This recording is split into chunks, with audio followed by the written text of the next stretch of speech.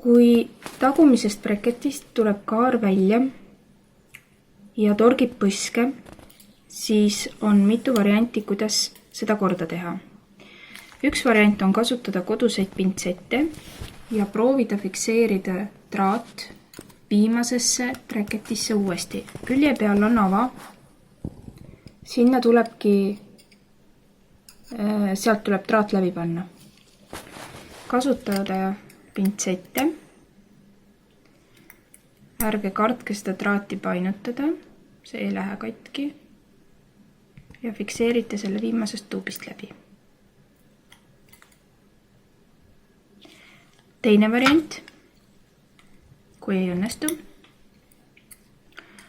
on see traat ära lõigata, kasutades traaditange või ehituspoest ostetud tange, mis iganes kodus on parajasti. Suu ava poolt ettevaatlikult ära lõigata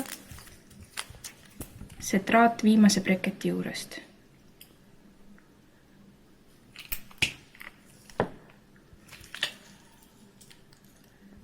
Sama kehtib ka sellisel puhul, kui viimane breket on üldse ära tulnud.